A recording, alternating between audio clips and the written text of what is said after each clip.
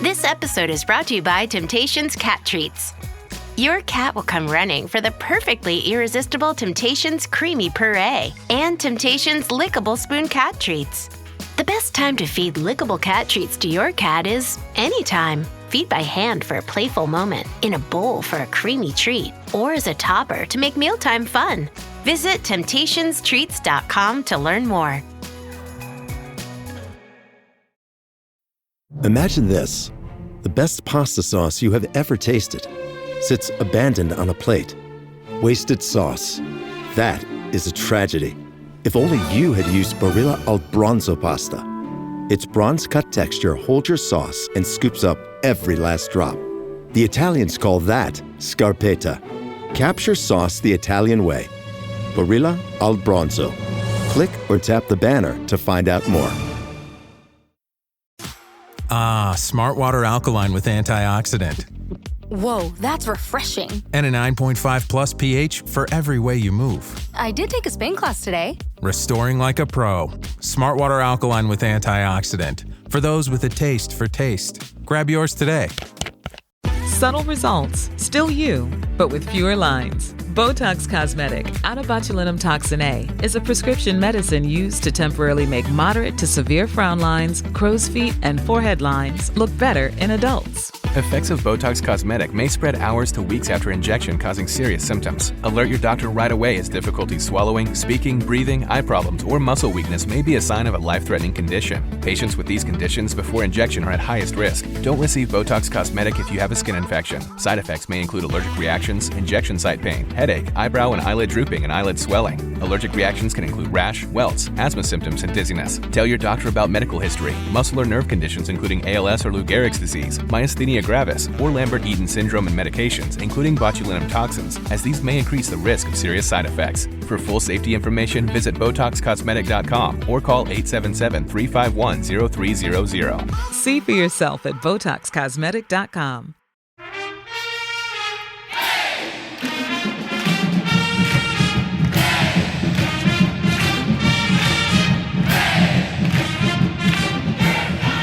Duke fans, hello. Welcome to episode number 735 of the Duke Basketball Roundup. We are just a couple of days away from the NBA draft, and as you have been listening to over the past couple of weeks, we have been doing NBA draft previews for each of our 5 Blue Devils that are eligible to be drafted in this year's draft, which starts on Wednesday night and continues into Thursday night. I'm Donald Wine. I'm the host of this episode. I have Jason Evans with me, and of course, later on, in just a few minutes, you're going to hear for the last time from Jay Bilas about one of our Blue Devils. And Jason, this is the one that everyone's been waiting for. It's the one where the over-under is going to be so highly debated. It's Cooper Flagg, who is widely expected to be the number 1 pick in this year's NBA draft. Yeah, and we're not even going to bother with the over-under. We'll explain what we're going to do with that in a little bit, because there is no possibility, zero chance that Cooper Flagg goes anything but number 1. If for some bizarre reason the Dallas Mavericks thought that Cooper wasn't the best player in the draft, they'd trade back to number 2, because believe me, every other team in the league would take Cooper Flagg with the first pick. He is a truly, truly special guy, and I'm ready for folks to hear Jay talk about it, and then we'll have some comments ourselves.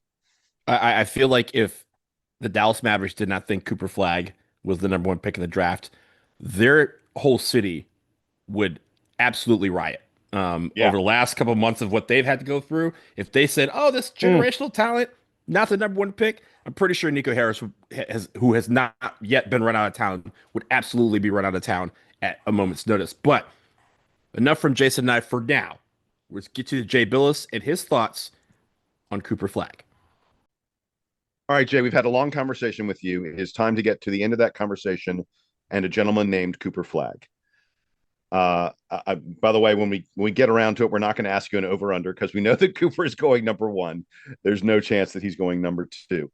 But what does the NBA see that has made them decide this guy is the next great thing? Same thing I think you saw, I saw.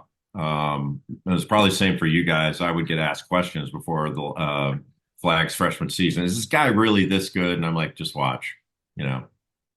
I don't need to convince you, just watch. And he's the real deal. He's It started with that practice, the practice against the dream, not the dream team, but the Olympic team. You were like, wait a second, what's this 17-year-old doing?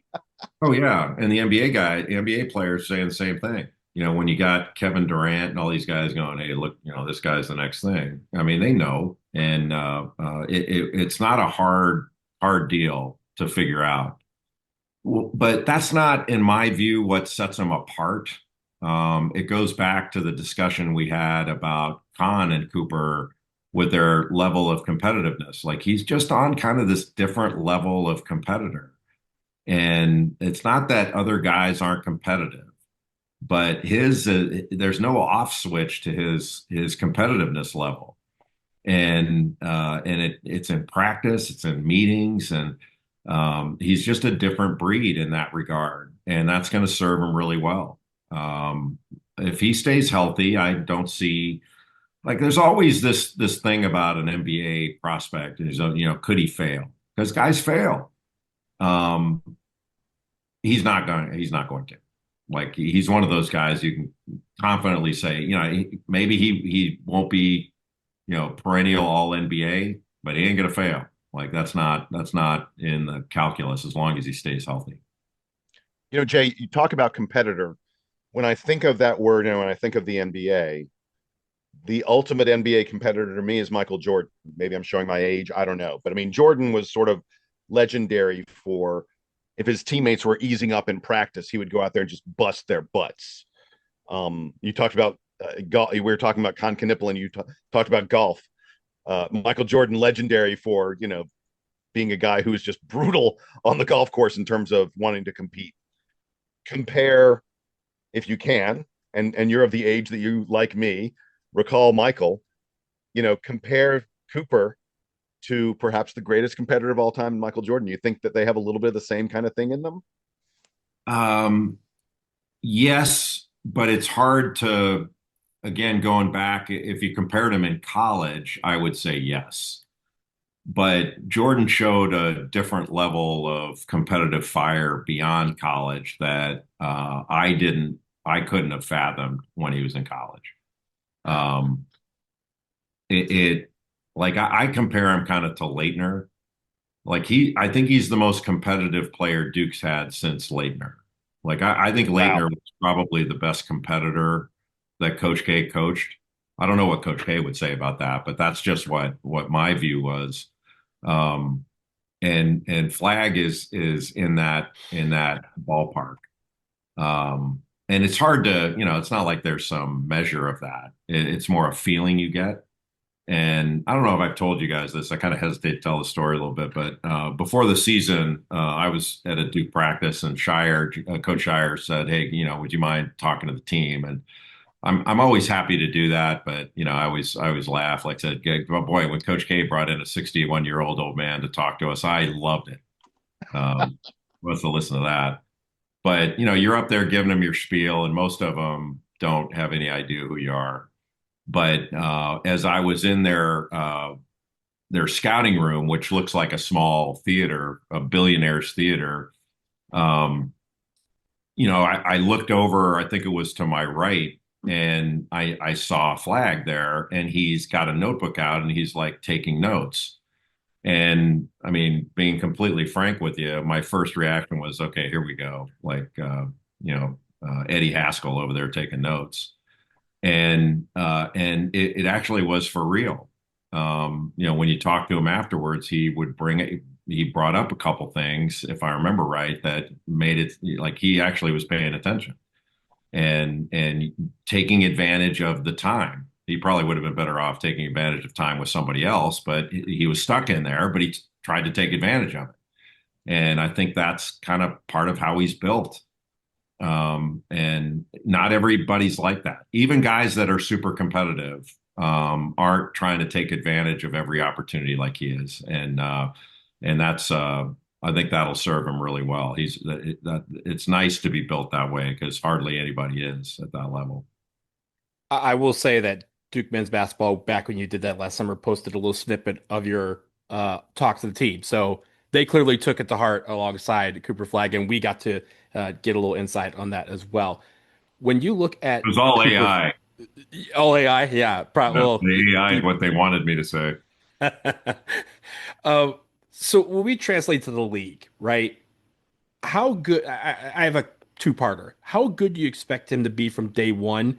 And do people once again have to kind of recalibrate their mind to the definition of what a superstar could look like as the NBA progresses? Because he's not the guy that's going to come in necessarily and score 35 points a game and that's it. He's going to do a lot of different things. Do we have to retrain ourselves into believing that a guy who can get a 10.55 or a 15.55 is one of the next great superstars in this league? I don't think we have to retrain anything because he's going to make the right play. That's who he is. He's going to make the right play in that moment. And he's going to have games like he did against Notre Dame when he gets 42, and he's going to have other games where he gets 15, 11, and 12 or whatever, count up all the things he does. And it's fortunate for him that he's going to be going to a good team that's going to be playoff ready when everybody gets healthy. And that's going to serve him well because, that he doesn't have to come in and average 25 and try to take him from 20 wins to 40 or something like that and try to get him into the playoffs. So I'm not particularly concerned about that. His ability and sort of the way he's wired to make the right play. Like he just kind of compiles stats. He doesn't chase after them, if that makes sense. Like, yeah, I can't imagine he's going into a game gonna go, okay, I'm gonna get a triple double in this game and add in 3 steals and 3 blocks and all that stuff. That's not what he's just gonna make the right play on this play and he just stacks them up. And at the end of the game, he's got whatever the game required of him. And it doesn't mean he's not gonna have bad games or all that stuff. He's gonna have that. Everybody does. But I have zero concerns about him. All right. We mentioned at the top that this was not going to be your usual over-under. We expect Cooper Flagg to be the number 1 pick in the NBA draft in a couple weeks. But is there any way that the Dallas Mavericks trade this pick? And I ask that only because, as you know, in the past couple of weeks, we've seen a couple of mega stars who have been reportedly put on the trade block, like a Kevin Durant or a Giannis Antetokounmpo. Would one of those teams offering one of those kind of megastars to the Dallas Mavericks get them to convince them to trade the number 1 pick and give that team the right to draft Cooper Flagg? Not in my view, because you're trading away more of your future with Cooper Flagg. It would be one thing if you were trading last year's number 1 pick because you wanted to win now. I could understand that.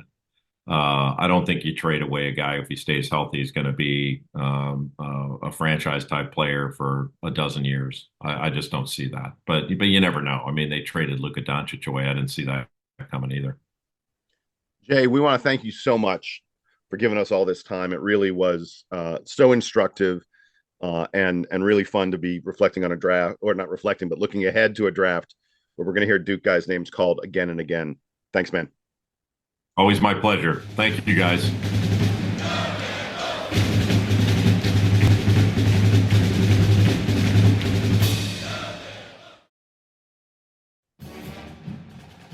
All right, summer is here. More sun, more light, more time to do all the things that make summer so special. And the number one thing that you don't want to be doing all summer, spending hours cooking inside.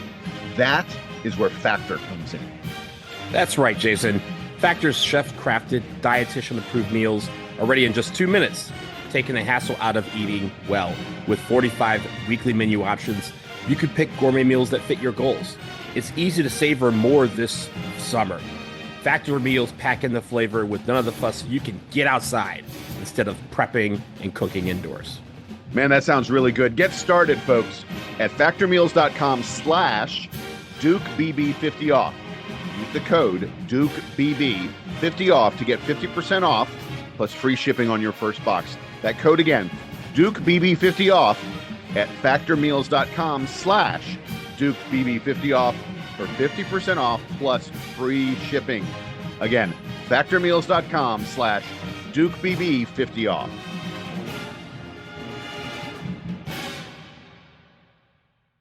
The Disney Plus Hulu Max bundle. It's the ultimate bundle for an unbelievable price. Plans starting at $16.99 a month. Get it and watch Marvel Television's Ironheart on Disney Plus. I want to build something iconic. A new season of The Bear on Hulu. We can make people happy.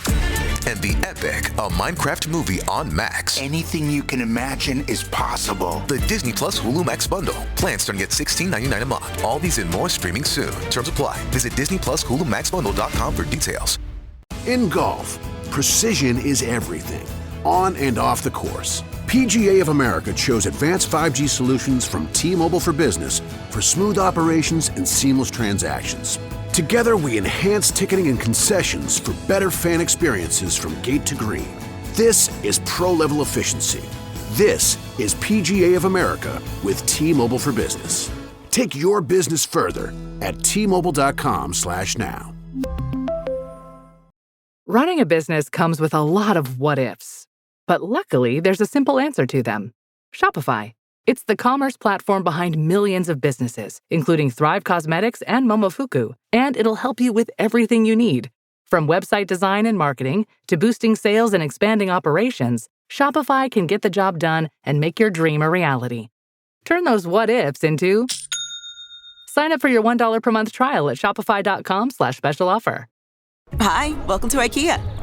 This is my college campus. Correct, but I see you're on IKEA.com ordering some college items. My daughter's room is pretty bare. We need a lamp, some comfy pillows, her favorite stuffy. Dad! With pickup options, we've got what you need to conveniently order IKEA. Literally anywhere. Sweet. More time for gaming. And studying. Wait, where are you going now? Have to show the ultimate Frisbee team how easy it is to order from IKEA. Get IKEA whenever, wherever, however you want. Choose from thousands of pickup locations, affordable delivery options, and more.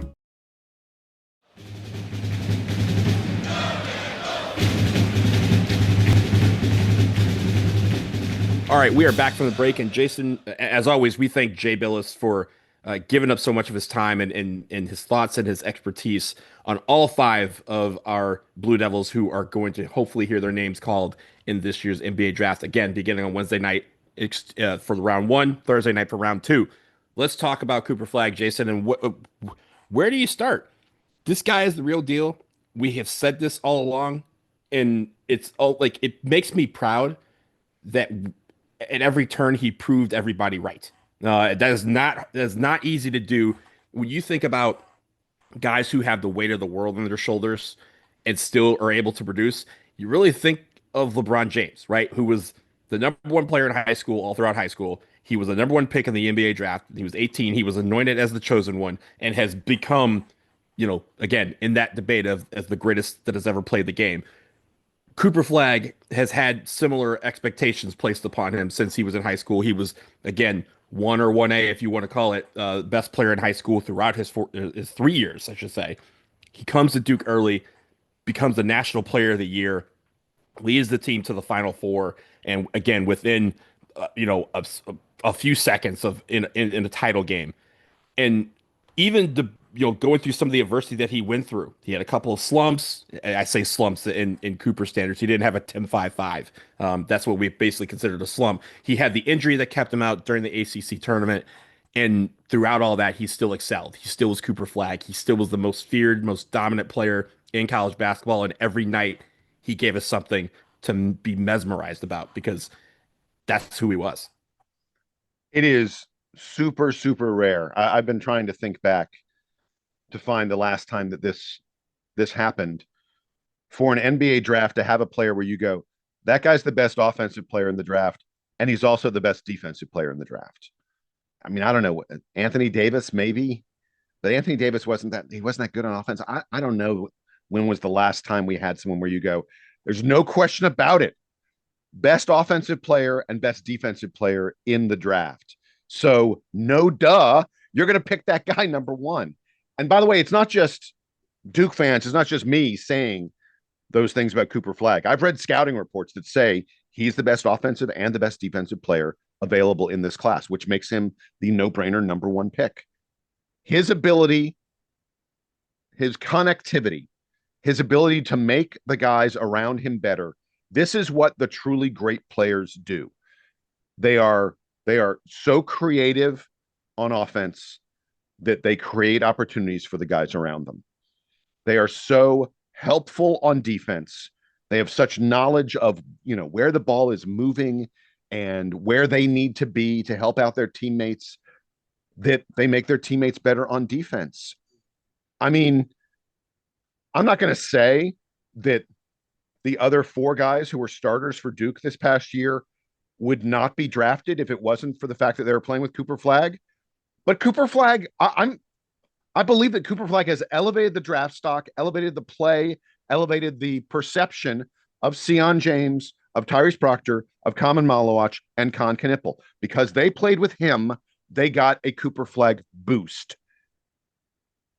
That is, I mean, it's just the kind of thing you don't find very often. It's the reason people say Cooper Flagg is a generational talent.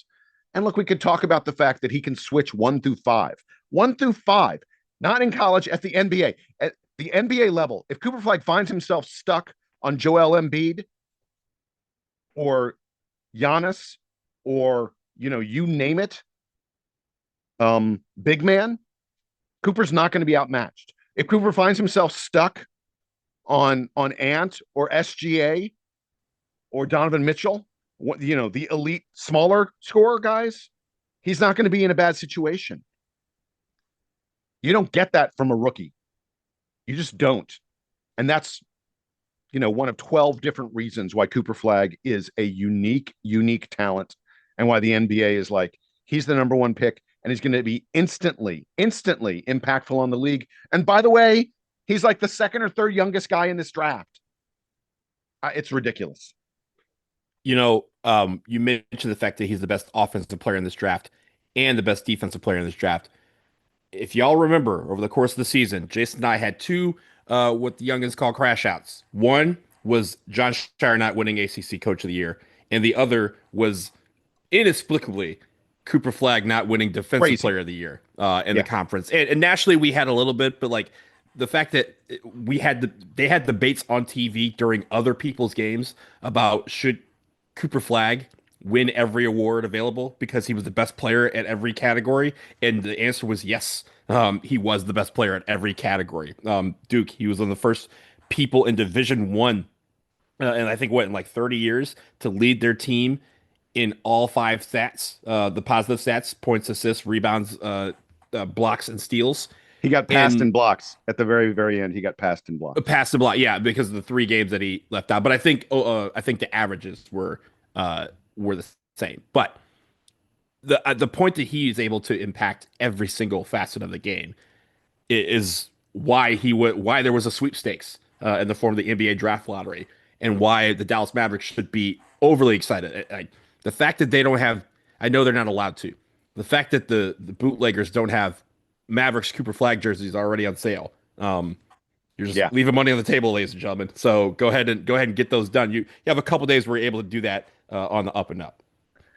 The other thing about Cooper, and we haven't brought it up yet, so I'll bring it up now. Relentless motor, unbelievably competitive. Mm-hmm. The true greats, the Michael Jordans, the Kobe Bryants.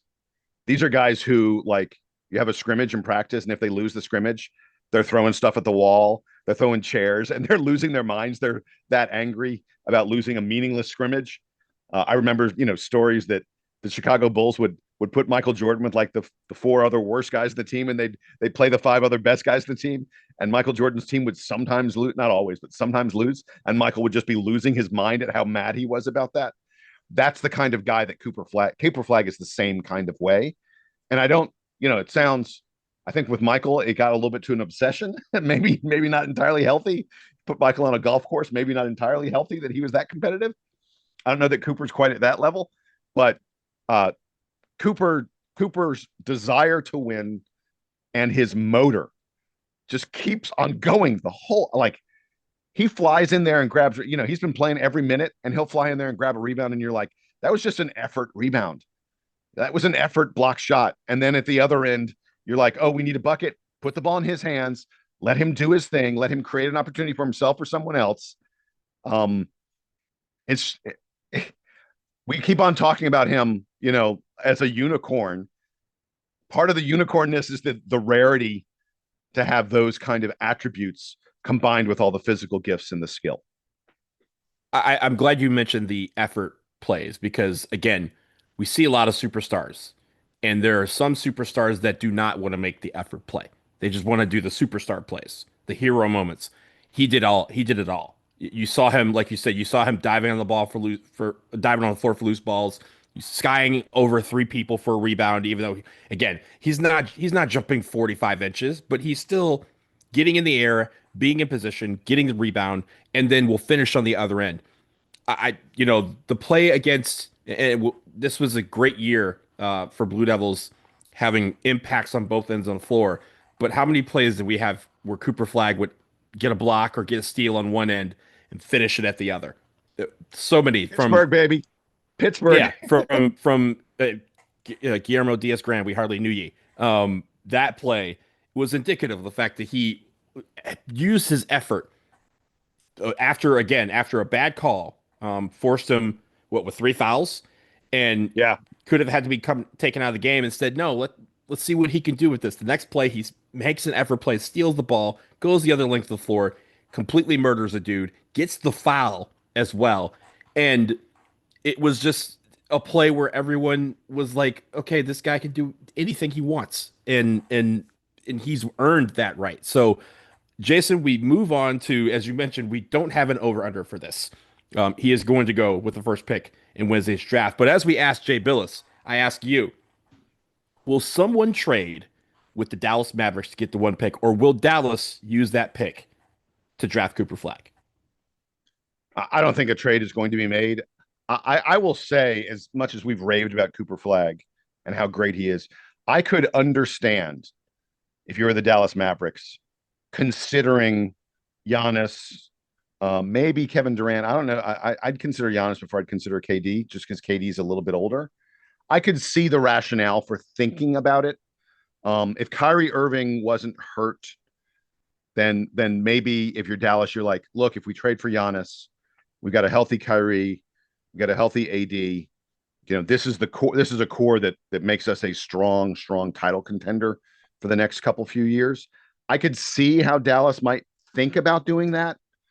And look, same franchise that traded away Luka Doncic, so maybe they would actually go ahead and even make the deal.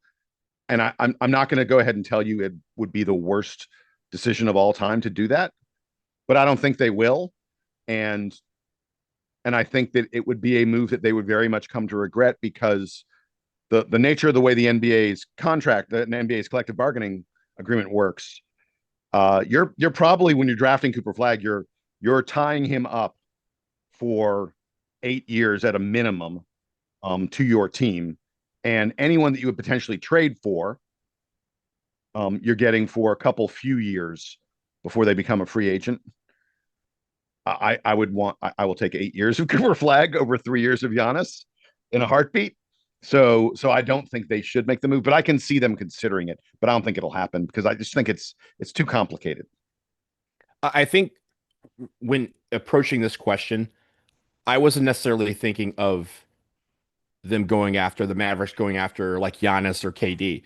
I was thinking about the fact, as you mentioned, that Kyrie Irving is out with the ACL injury, right? Or is it Achilles? I keep the amount of ACL.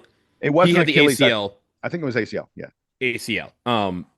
In the fact we had so many ACL and Achilles injuries is another story, but I digress. I think the fact that he's out until January with that, I was looking at, and again, this is a team who lost another Brotherhood member to an Achilles, and that is the Boston Celtics. And the idea that they could potentially trade Jaylen Brown, which is something they've talked about since they won the title, trade Jaylen Brown to the Mavericks. Celtics get the number 1 pick. He gets to be closer to home, right? Because he's from Maine. And once Jason Tatum is back, you still have that 1-2 counter with the Celtics. I thought about that in considering this. Having said that, I think Nico Harrison is dumb, but he's not that dumb. I think he keeps the 1 pick.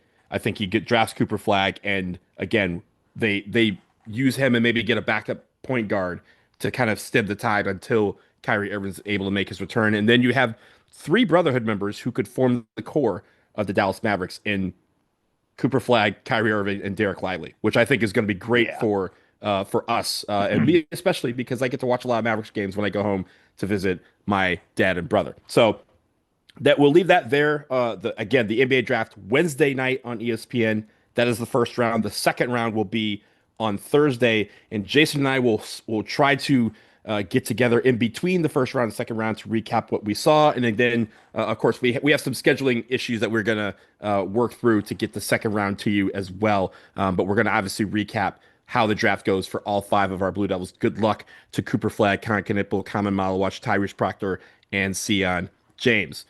Jason, And good yes, luck. Go ahead. And good luck to Jay Bilas, as he is the guy on ESPN who'll be analyzing all of this. Again, our thanks to Jay. So someone sent him a lot of tea to get make sure his voice is able to keep up with 2 rounds and 59 picks of NBA basketball. We look forward to watching the coverage there. All right, Jason, we're going to switch to this upcoming year's team, and you have a nice update about Nik Khamenia, who is going to be on an all-star team of sorts. Yeah, Nik Khamenia has made the FIBA, the Team USA for the Under-19 FIBA World Cup. Play starts next weekend and goes through July 6th. It's about 2 weeks or so. They'll be playing games in Switzerland. One of the reasons you haven't seen Nik Khamenia in the videos that have been coming out of Duke so far, in terms of these introductory videos, is that he's been practicing and working out and trying to make that FIBA World Cup team, the Under-19 team. I want to note something about him making that team. It is a super talented club. In terms of guys in the class of 2025, rising freshmen who are under-19, it includes AJ Dibansa, Mikael Brown, who's going to Louisville, who is a top 10 recruit, Koa Pete heading to Arizona, another top 10 recruit, Morez Johnson, who had a really nice freshman year at Illinois, now transferred to Michigan. So there are a number of guys who, look like they're going to be major impact players in college basketball this season, who are a part of this team. Additionally, the top 3 players in the class of 2026 are on this team. Tyran Stokes, Jordan Smith, and Brandon McCoy. It's worth noting that Duke is very much after Tyran Stokes and Jordan Smith and Brandon McCoy. It's thought that Duke isn't as involved with Tyran Stokes, but Duke is very much in the running for a couple of these guys. These are the number 1, 2, and 3 players in the class of 2026, as well as I said, at least 3 guys who are top 10 players, including the number 1 player in AJ Dibansa in the class of 2025. This team that Nik Khamenia made has at a minimum 5 guys who are projected to be NBA lottery picks, and probably even more than that. Unbelievably talented Team USA, and Nik Khamenia is on the team. And there are people who saw and heard about these practices who say Nik Khamenia is a fairly likely starter on this team. I am dying to see. Look, we're going to have a couple weeks here where they're going to play games, and I want to be clear. Some of the games are going to be blowouts. They can play like an Algeria or someone like that. And it won't be like did you see the women's score the other day? They beat Puerto Rico by 120 points. I don't think it's going to be that bad. Oh, wow. Yeah. Yeah. They're going to be, look, with these FIBA teams, with these Team USA teams, almost always it's like everybody gets between 17 and 22 minutes. So it's kind of hard to see who are the guys who are really excelling. But there'll be some games. Look, they'll play Canada or some of these some European teams, France or something like that. They'll be playing some of these teams where it'll be a more competitive game, and we'll get a little more of a hint about who are the really great players in this team. But I'm dying to see the role that Nik Khamenia plays. The forward competition is intense. There are guys, like I said, there are future lottery picks on this team who play the same position as Nik Khamenia. I want to see how Nick competes with those guys and how he compares to those guys. It could be a really early hint. We've heard some rumblings, some talk that Nik Khamenia is sort of this coming season's version of Con Knipple from last year. And Donald, we talked about this on the Con Knipple podcast. Folks, if you haven't listened to that, our draft preview of Con Knipple, we mentioned the fact that a year before the draft, a year ago, Con Knipple was not considered a first-round NBA draft pick, let alone a lottery pick, let alone a top half of the lottery pick. And He played his way into being Duke's second best player last year, and an absolute stud, and a guy who has just unlimited future in the NBA and was incredibly effective at the college level. And there's little rumblings that Nik Khamenia could possibly follow a similar kind of path. I don't know that he's not going to be as good as, I don't think he's going to be as good as Khan. Khan was unbelievable, but we may begin to get more of those rumblings depending on how Nick plays and how he fits into this FIBA team at the FIBA World Cup alongside AJ Dibansa and Morez Johnson and Jordan Smith and Mikal Brown. I mean, like, just ridiculous stud players. I'm dying to see it, man. I'm so geeked to see how this guy does. Yeah, and I appreciate the fact that he's going to get this experience, and it's not like these guys are not used to Switzerland in the summer, man. Switzerland in the summer is beautiful. Well, it's not even that. I just mean on the team experience, right? The international experience and how to play that kind of game. I mean, last year we had Pat Gongbo was on one of the teams, and also, of course, Kamen Malawach was in the Olympics.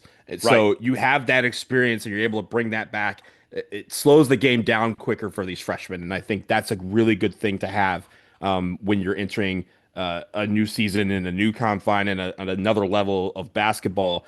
That may help him in his progression and his development over the summer by being able to play with so many great guys, as you mentioned, but also play against top level international talent at his age level. To be able to do that is real experience that he hopefully takes advantage of, and I think that's going to be great for him. Yeah, and I hope he gets in Jordan Smith and Brandon McCoy's ear and says, "Hey guys, Duke's a fun place to come to." Yeah, get the group chat set up. It's all good. Yeah, I think that's appreciated. All right, Jason, we're gonna close out. Obviously, we're gonna continue to talk about this upcoming year's team, but Jason, this is something I love, and that's when they reveal the jersey numbers for everybody on the team, so that we not just know the name, we know what number they're going to be on the court when they play for Duke. Let's get the easy ones out of the way. Caleb Foster returns at number 1. Isaiah Slim Evans returns to number 3. Malik Brown is number 6 again. Darren Harris is number 8. Cameron Sheffield is number 13. And Pat Gongba is number 21. Those are the same as last year. None of them made any changes. Now, for the newcomers, Jason, you're going to see number 2 again. Number 2, Cooper Flagg vacates number 2, and Caden Boozer picks up. And the funny thing is Caden Boozer and Cam Boozer are 2 and 12. So on the graphic, they have, it's like Foster, Evans, Wilkins, Caden Boozer, Cam Boozer. They have like a little like Caden above, so you know which one is going to be which. But Caden Boozer is going to be number 2. You have Sebastian Wilkins at number 5. Dame Sarr is going to be number 7, so he takes Con Knipel's number. There is no number 9, so Kamen Malawach, you could raise that to the rafters. That is your number until somebody claims it otherwise. Cameron Boozer, as I mentioned, is going to be number 12. You have Nik Khamenia going to be number 14, which was Sion James last year. Ifeanyi Ufechukwu is going to be number 15, and Jack Scott is going to be number 20. So those, Jason, are your 13 Duke Blue Devils for the 2025-26 season, and their numbers. Is there any numbers that stand out to you? I know there's a couple that we've seen in years past, but what do you think? The thing that jumped out to me was like Pat Gongba at number 21 is the highest number on the team. Like, yeah, nobody at higher than 22. You can't do the 30s anymore, or for the most part, because they're all retired. So yeah, right. Yeah, but I'm just used to seeing some numbers a little bit higher than that. And I was kind of surprised. A lot of guys going for these single digits now. We got 1, 2, 3, 5, 6, 7, 8. So of the 9 single digits, we've got 7 of them covered. Yeah, I also think a couple years ago, the NCAA started allowing players to have 6 through 9 numbers that ended 6 through 9. And so far, we haven't had a lot of guys take advantage of that. Last year was the first year that we had it, and we had 6, 7, 8, and 9. This year we have 6. Of course, Malik Brown is back in 6. Darren Harris is back in number 8, and Sarr took number 7, which Con Knipel wore. So you have 6, 7, and 8, but there's not an 18 like Mason Gillis or 28 or something like that. Right. A lot of these guys are still sticking to the traditional numbers. Yeah, I mean, I don't know. Numbers are more your thing than my thing. But you need to know what jersey I'm going to get, Jason. But number 2 is my favorite number. So Caden, do well by my number. Jason, anything else before we wrap up? No, I'm excited for the NBA draft coming up, and I hope we continue to get these little snippets of information from the Duke social media team, pictures of the Blue Devils working out, practicing, all that other kind of stuff. Yeah, I think first of all, as to recap, the NBA draft Wednesday night. It will be on ESPN. I believe the NBA TV, if you have it, will also be showing it. Also, will be online on ESPN Plus. That is at 8 p.m. Eastern time. That is the first round, and then you have the second round because they split it into two nights. The second round will be Thursday night at 8 p.m. And Jason, as as the NBA kind of wraps up, this is a weird year in that Game 7 of the NBA Finals is tonight on Sunday night, and then you move on to the NBA draft like a day later, as all attention kind of shifts to that. So it'll be a very, very nice week for Duke basketball. I think we're going to be very excited about all 5 of these guys as they learn their next destinations in the National Basketball Association. Yeah, and I'll go ahead and call it, this will forever be known as the Cooper Flagg draft. That's how special he is. Every so often there's a draft where you go, oh, that's the blank draft. This will be the Cooper Flagg draft for all eternity. And I think also we're hoping that some of these other guys, when they talk about the guys from the Cooper Flagg draft that surprised, we're going to hopefully hear Con Knipple and Common Malawach and Sion James and Tyrese Proctor as well. And shout out to Trajan Langdon. Do the right thing, man. Give me Tyrese Proctor, Sion James. He would be nice for the Pistons. I'm just throwing that out there. Member of the Brotherhood can bring a brotherhood to Detroit and keep our engine going, so to speak. So we will wrap it there on this episode of the Duke Basketball Roundup. Again, thanks to Jay Bilas for being on and talking about all of our draft buddies as they get ready to hear their names called on Wednesday or Thursday. He's Jason. I'm Donald. This is now the Duke Band. They're playing us out, and they're taking us to the #1 pick in the NBA draft.